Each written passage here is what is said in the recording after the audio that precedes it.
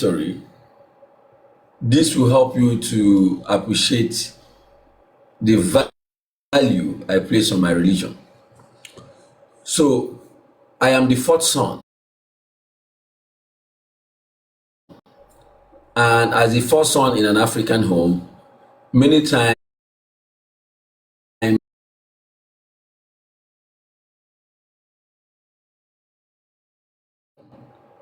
they have outgrown, and then it will be your turn to use it. Clothes, shoes, even foam, everything basically. So you are not used to getting new things. So when it was my turn to enter into secondary school, at the age of 11, so I went to an Assemblies of God seminary school, and I've shared this experience before, but I don't think I spoke about this part that I'm going to mention today. Now, when the preacher in that church, in that seminary school, said bad things against my church, and I met with the chapel prefect for him to give me access, because I can't go straight to the minister, the chaplain. I have to go to the chapel prefect. The chapel prefect did not grant me that access. He said I should go and deal with it. I should accept it like that. So I took the decision myself to leave the school compound without permission. You normally have to get an exit card, to leave the school premises, so that they know that a student is out. The prophet Jeremiah is in the building. My friend and brother is here. So when I left without authorization, I went home. Now, my family, they have seen me home. I wasn't courageous enough to tell them the reason why I have come back home. Now they're expecting me to go back. I'm not saying anything. Now they decided to take me back. Now that I visited home, they bought me another set of provisions. So a pack of milk, a pack of Milo, sugar, cornflakes, all those things, even though I had some already in my, thank you very much, the prophet, in my school cabinet. Because I was in the boarding school. So I took back those things and I went, but I couldn't still stay. So immediately my mom left, I left the school. So having returned home again, they became confused. What is the problem? And I told them that I don't want to go back to that school again. They said, what is the problem? And I wouldn't speak. I couldn't say the problem. Now, thank you very much for the heart me. My discomfort was because the preacher has spoken against my religion, and thank you, truth in love, and I'm not given the chance to confront him, for him to tell me, and let's discuss it. And so my heart has left that school. The only thing that I coveted at that time, because I am the first son and I had 4 younger brothers, and I was quite unlucky. Now, the first 3 had brand new bicycles. I didn't get. The last ones following me have gotten bicycles. The only thing that I coveted at that time was a bicycle. And that was the only incentive that you can use to get me to do anything. Now, my mom presented that option.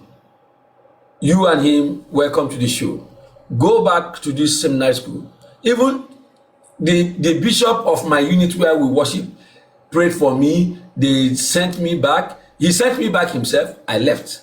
They did everything. The prayer was not working. They couldn't just understand what was making this child refuse that school. And I was the 5th set in that school. So when my mom now said, all right, since prayer didn't work, nothing is working, let's try this. He said, my son, I will buy you the BMS bicycle. That time it was BMS. I will buy you the BMS bicycle if you go back to this school. I refused that offer. I turned down that offer.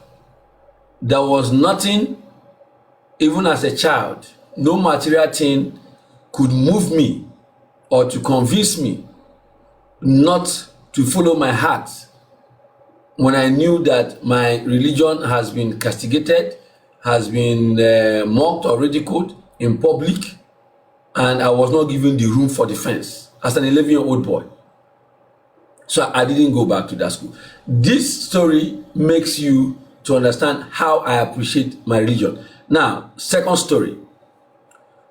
In my third year in the university, when I was doing my first degree, I fell in love with my girlfriend, you know, and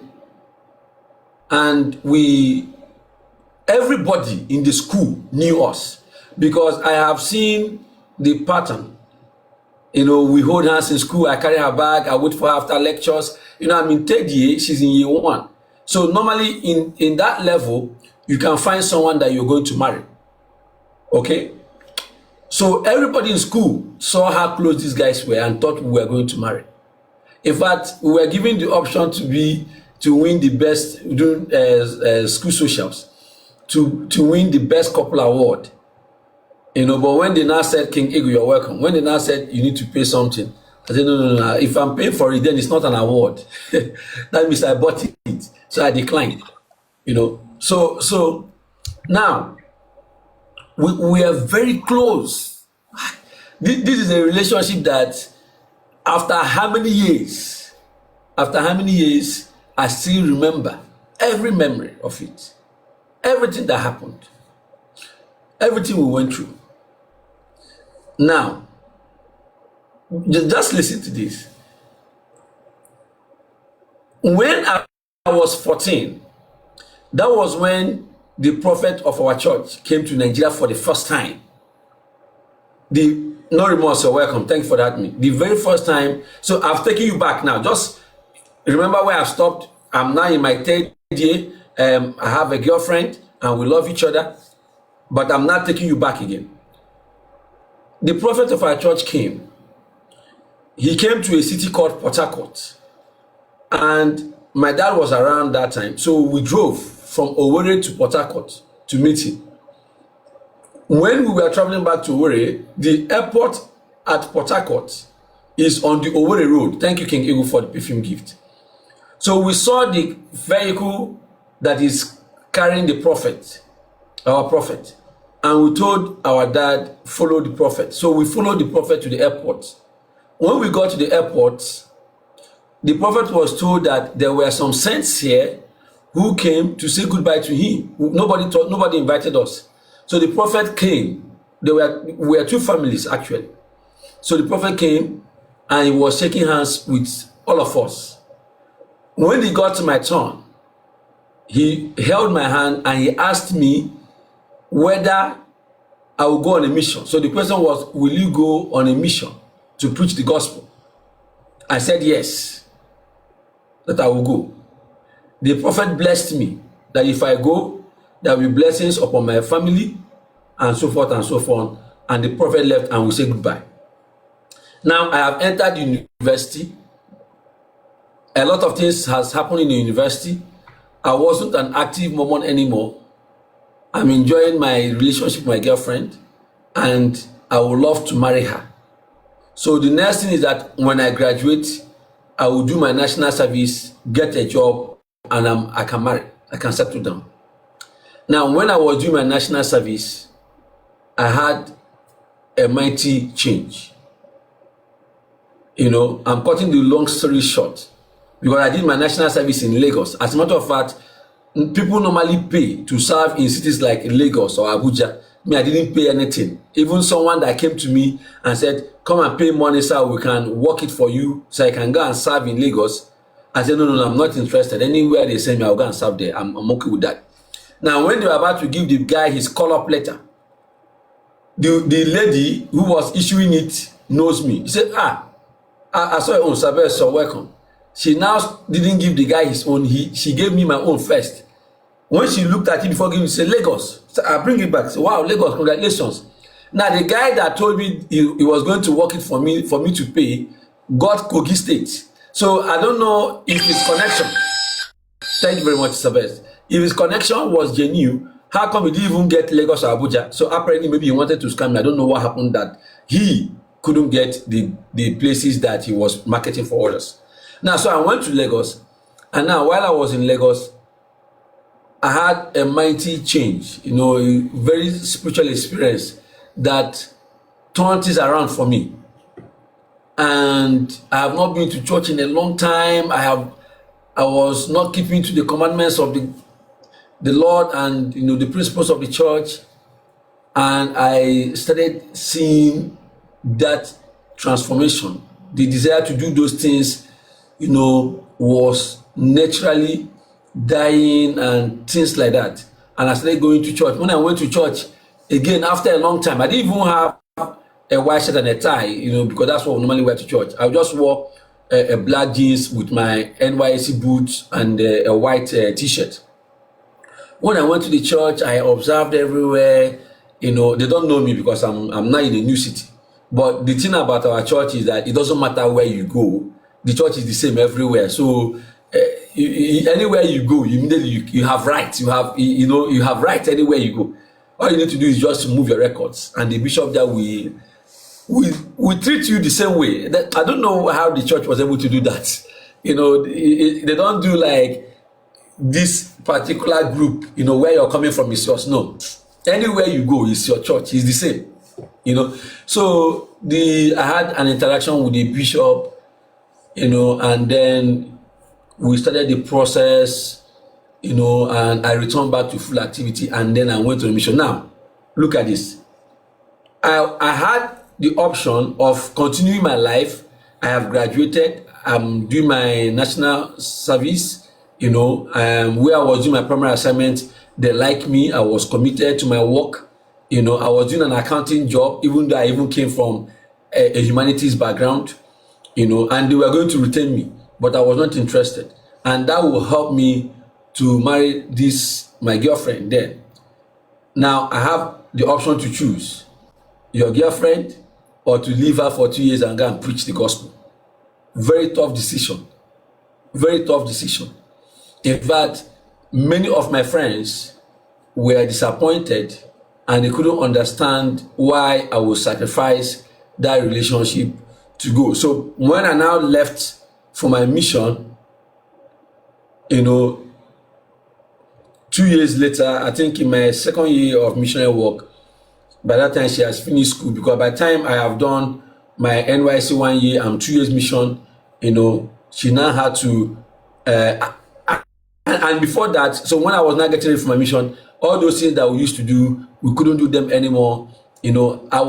Sometimes I'll be walking on the street, coming back from work, and I remember her, and tears will be rolling down my eyes. I would just cry, because I really love that girl, and I wanted that relationship with her, but our Queen Mother or my girl is in the building, welcome. But that didn't happen. I had to choose my religion. I had to choose to go and preach the gospel. And that was how that relationship came to an end. And since that time, I know this story. And since that time, we have never seen each other again. She's married now with 2 kids or so. She went and did her master's in Scotland, came back, she's in Lekki, with her husband. So these 2 stories will help you to understand how I value, how I regard my faith. Now, the other part of the question you asked me, Ebele Case is in the building, welcome. The other part of the question you asked me is, what is it, that you love about the church that you can tell others, not that you're marketing it or something? Sometimes you don't know the value of what you have until you do comparison. Timmy, you're welcome. I didn't, when I left the Anglican church and I moved on, I'm a small boy. I've moved on. I ended up going back. When I left that school, they now put me in an Anglican seminary school because my elder brothers were there. 3 of my big brothers were there. So I now went to an Anglican school. However, I was not comparing religions. But having been on this show and having heard so many things that people are going through or what they experience in their religions, I said, wow, I didn't have that experience. So now I'm going to tell you one key thing that I love about the Church of Jesus Christ of Latter-day Saints. There is true love, the type of love that they have for their members. the type of love that they have for their members is unimaginable. You know, this is a church where they genuinely care. This is not a matter of, you say it is the white people. No. The love that is there, I don't know how. They genuinely care about their members. They have a system in place. You will know that you're cherished. You will know that you're loved. A bishop, this is a place where if you're a bishop, you are truly the servant of the people. They don't venerate you. There is nothing like that, the GO. There is nothing like, a bishop is a servant. When Jesus Christ said, the greatest among you shall be my servant, a bishop in the Latter-day Saint church they suffer. In the first place, they are not paid. You are working. Every man is working. But you serve the people. You visit their homes. You care about them. Unlike in other places where it is a bishop, bishop is a big man. The bishop will be giving goat, giving yam, giving this. Nobody gives you anything. If the members are sick, you are in the front line. If the members have accommodation issues, you are in the front line. If the members are hungry, you are in the front line. As a matter of fact, a bishop is not supposed to watch any member go home or go to sleep hungry or sleep without shelter or not have clothes on their back.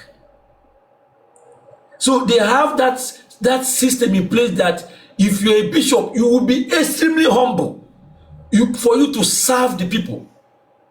The people can say things to you, you must bear it. So that love among them, how they take care of their members, and where do they get this money from? They get the money from what they call fast offering. So every first Sunday of the month, they don't eat for 2 meals. So that money you would have used to buy food is what you pay to your bishop as your fast offering. And then the bishop is using that money to take care of the needs of the members. Now, these members that are in needs will now be put on a path of self-reliance so that they can recover and restore their dignity. So the church believes in hard work. You must work hard. That is the reason why I'm here, suffering and working hard. Because I'm not interested in taking fast offering, but I pay my fast offering, So does it mean that one has to suffer to prove love? It doesn't necessarily mean that you have to suffer to prove love, but love requires sacrifice. Love requires sacrifice. Anytime, the prophet gives me, or Isogia gives me, or Tutinal gives me, or Pimola gives me, or Simoti gives me, or Popular, anybody, anytime they give me something, they have lost something. Their loss is my gain. That is sacrifice. That is how I know that these people truly love me, because they don't know me. That is true love. Love doesn't realize sacrifice. I don't know what you mean. The question is, love requires sacrifice. It requires sacrifice of time. It requires sacrifice of resources. You cannot say you love somebody and then you cannot sacrifice. It's not possible. So that is the thing I love about them. And the other thing about them that I love is they are very tolerant. Thank you very much, my prophet Jeremiah. Thank you. The other thing I love about them is they are very tolerant. You see, why people speak ill against them? They don't have time for people. They don't have time to talk about people. They open their doors for everybody. They are very liberal. It's sad. It's sad that people don't know them. Thank you very much, Dakife. It's sad that people don't know them that much because people are scared. They are just afraid. The people you are afraid of, they are very reverent, very gentle, very cool people. They go about their business. In any community they are, they try to be responsible. You cannot imagine how much I love my religion, how I love my faith. I cannot think of any better organization to join in my life or in my next life. There is one. than to remain a Mormon, honestly speaking. So when people say certain things about them, I look at it and I laugh. What you're saying, I don't know where it is coming from. But have you been among these people before? Have you really observed them? Do you really know their true history? Yes, we can have doctrinal differences. No doubt about it. It depends on understanding. It depends on understanding. So, in fact, let me tell you guys something. If you love Faith Unfiltered, if you love this program, it's as a result of the orientation I received in my religion, honestly speaking. Because they are very, very liberal. You say your mind, you talk your mind, they believe in counsel, as in they are accommodating. They will not go away. No. They will give their church building to any religion for them to come and worship. The only thing is that don't desecrate it for them. Don't smoke because they don't smoke. Don't drink because they don't drink. And when you finish, sweep it for them. They have done that with Muslims. They have done that with Judaism group. They do that anywhere. They are very good. And they can, many things that people suffer in my place. They want to marry, you pay money. They don't do that. They want to do baptism, you pay money. They don't do that. They want to do burial, you pay money. They don't do that. They can do all these things for you without asking you for a dime. Because that is the property. If you leave me, I'll keep talking, but it's your girl, Lisa. I believe Superfan Darkman, my brother, is in the house. I believe I've answered your question. Okay? Mohammed, you're welcome. Thank you, host. Thanks. All right. Thank you very much. Whoa, I've really taken time. Let me